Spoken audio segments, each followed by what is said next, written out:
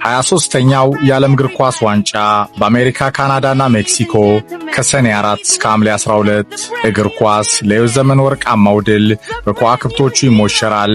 የውበት ሞናሊዛ ጠበብቶቹ ደግሞ ዘላስት ዳንስ በመጨረሻው መጨረሻ ሙከራ ያንጸባርቃሉ።